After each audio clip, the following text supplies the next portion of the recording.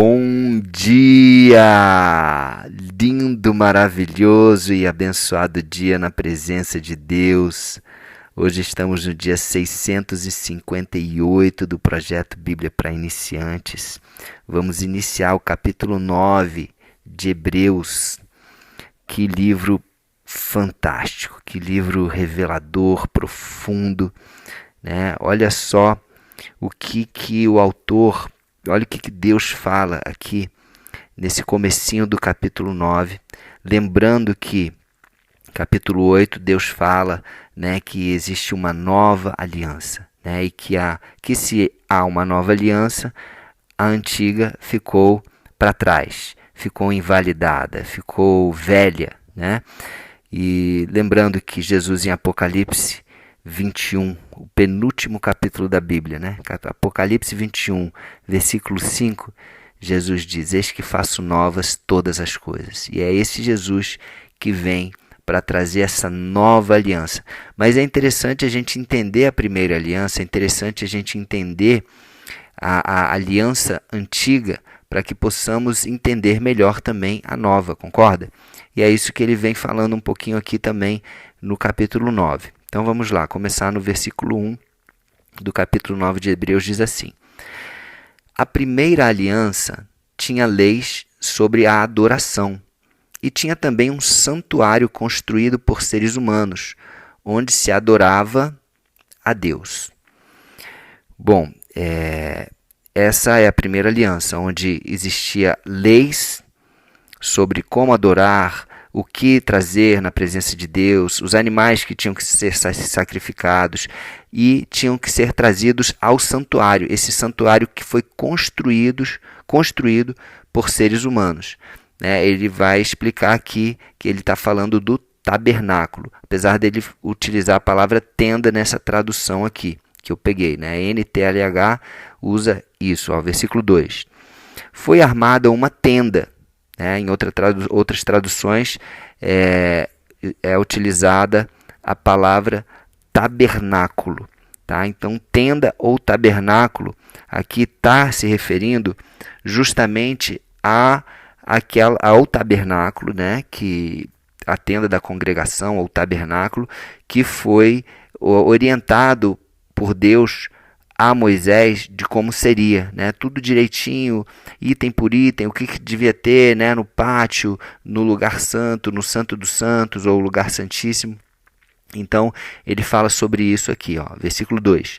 Foi armada uma tenda, dividida em duas partes. Na parte da frente, chamada lugar santo, ficavam o candelabro e a mesa com os pães oferecidos a Deus. Tá? Isso tudo está lá em Êxodo 26, Êxodo 25 também, tem todas essas orientações que Deus deu a Moisés. Tá? Ele deu essas orientações na primeira vez que Moisés subiu ao monte e entregou as tábuas dos mandamentos para Moisés. Tá? Só que lembra que quando Moisés chegou lá embaixo, eles construíram um bezerro de ouro e Moisés quebrou aquelas tábuas, né, por ira, né, e ali simbolizou até uma quebra de aliança, né, também, né, quebrou as tábuas e quebrou a aliança de Deus com o seu povo por causa da idolatria, né, do bezerro de ouro. E da primeira vez que Moisés subiu e recebeu as tábuas e quebrou, lembra que depois ele sobe outra vez e recebe novas tábuas, né, com os 10 mandamentos. Mas entre uma e a outra subida, Moisés, só para vocês entenderem a questão de tenda, tabernáculo e templo, né? TTT, ó, os três com T.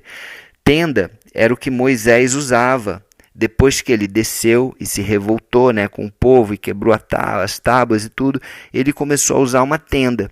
Ele fazia uma tenda, ele preparava essa tenda fora do arraial, fora da congregação, onde ele ia, lá em Êxodo 33, versículo 7, diz assim, ó, Moisés costumava tomar a tenda, armá-la para si fora, bem longe do arraial, e lhe chamava tenda da congregação.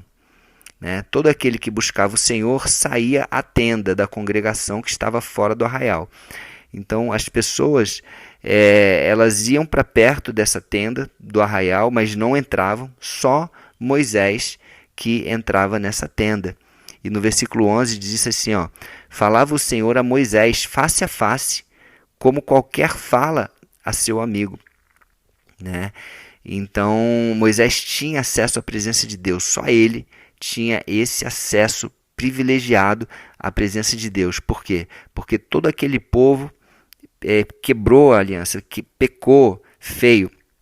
Mas Moisés buscava essa presença de Deus, né? E como intercessor daquele povo, ele orou, pediu perdão pelo povo, falou, Deus, me dá mais uma segunda chance, até que Moisés consegue mudar o coração de Deus e Deus autoriza ele, ó, então vamos lá, vou dar, já que você está intercedendo, eu vou dar essa segunda chance. Moisés sobe de novo ao Monte Sinai, o próprio Deus fala para Moisés, ó, leva 2 tábuas, né, onde eu vou escrever novamente as leis, os 10 mandamentos e etc.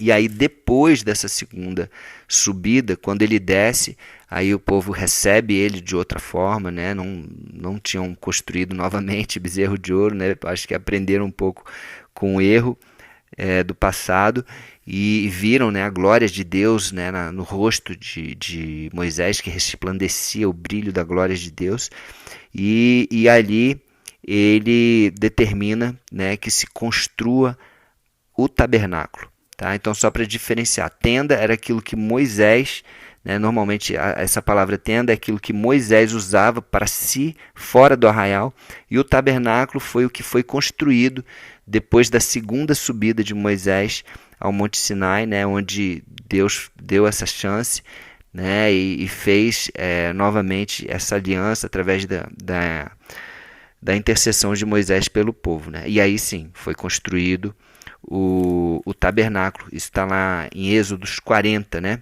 Em Êxodo 40 fala finalmente, né, da construção do tabernáculo. O tabernáculo é levantado e explica direitinho como é que ele era, né? Bom, voltando aqui no texto, versículo 3 diz assim: atrás da segunda cortina ficava a parte que era chamada de lugar santíssimo, ou, em outras traduções, Santo dos Santos. Né? Então tinha uma cortina, um véu, que separava o lugar santo daquele lugar que chamava Santo dos Santos. Né? Versículo 4. Ali estava colocado o altar de ouro, onde era queimado o incenso. E também estava colocada a arca da aliança, toda coberta de ouro. Dentro da arca estavam a vasilha de ouro com o maná, o bastão de Arão, do qual tinham saído brotos, né, aquele bastão que Arão utilizava, né, com um cajado, e as 2 placas de pedra com os mandamentos escritos nelas, né, que foram as segundas placas. A primeira Moisés quebrou, como eu falei aqui. Né. Então ficava dentro da arca, ficava isso, né, uma vasilha com maná, o bastão de Arão e as 2 placas de pedra com os mandamentos. Tá? Isso tudo dentro daquele lugar fechado pelo véu, né? Que só tinha acesso a esse lugar o sumo sacerdote uma vez por ano. Né? Então a arca ficava lá, nesse lugar que é o Santo dos Santos. Versículo 5. Em cima da arca, representando a presença divina, estavam os querubins, com as suas asas abertas sobre o lugar onde os pecados eram perdoados. Mas agora não é o momento de explicar os detalhes dessas coisas. Tá? Então ele deu uma pincelada assim, muito rápida. Se você for ler isso lá em Êxodo, você vai ver que é extenso, né, o texto que descreve cada item, né, cada utensílio, a metragem, todos as dimensões de tudo especificado direitinho, assim como Deus deu também para Noé para construir a arca, né? A arca de Noé. Aqui é a arca de Deus, lá atrás era a arca conhecida como a arca de Noé.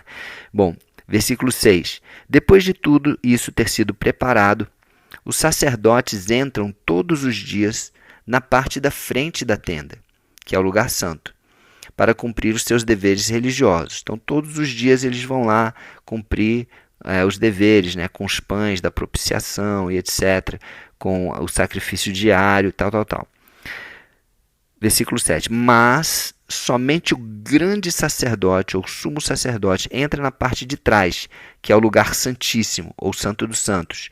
E isso apenas uma vez por ano. Ele oferece a Deus o sangue de animais em favor de si mesmo e também pelos pecados que o povo cometeu sem saber que estava pecando.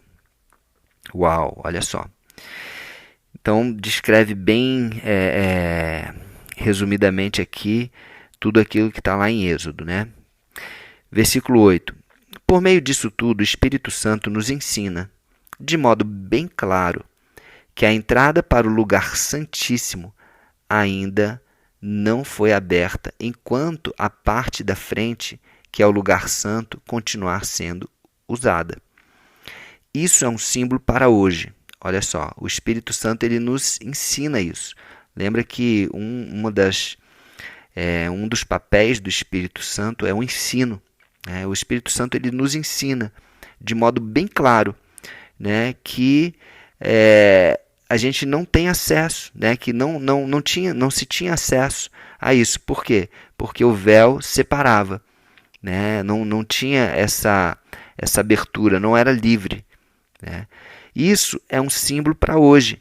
Versículo 9. Quer dizer que as ofertas e os sacrifícios de animais oferecidos a Deus não tornam perfeito o coração das pessoas que o adoram, como era feito no passado. Essas ofertas e sacrifícios têm a ver somente com comida, com bebida e com várias cerimônias de purificação, que são regras externas, que têm valor somente até que Deus renove todas as coisas.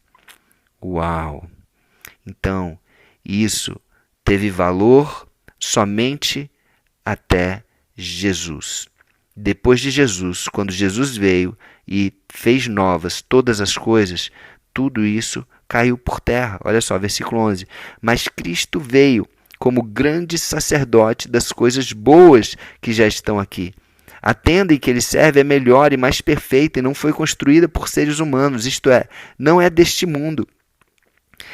Quando Cristo veio e entrou uma vez por todas no lugar santíssimo, celestial, ele não levou consigo sangue de bodes ou de bezerros para oferecer como sacrifício. Pelo contrário, ele ofereceu o seu próprio sangue e conseguiu para nós a salvação eterna.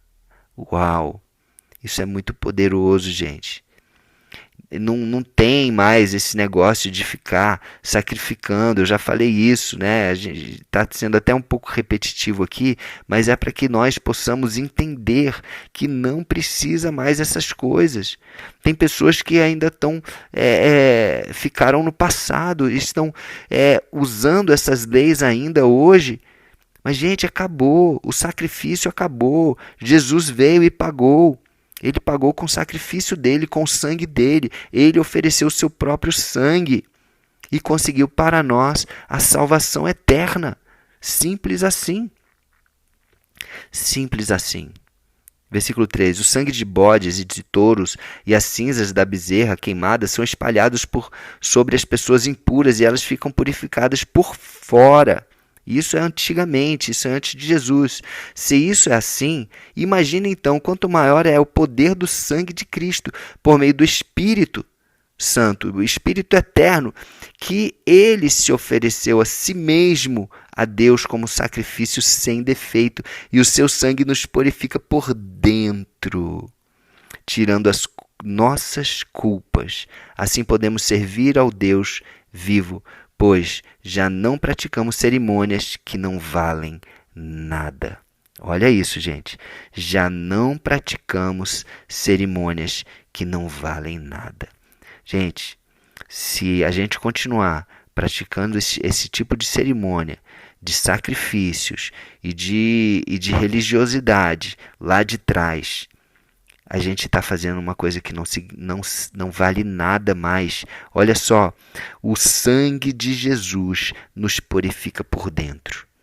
Lembra da nova aliança? A aliança nova que falou no capítulo anterior, que Deus escreve na nossa mente, no nosso coração, as leis.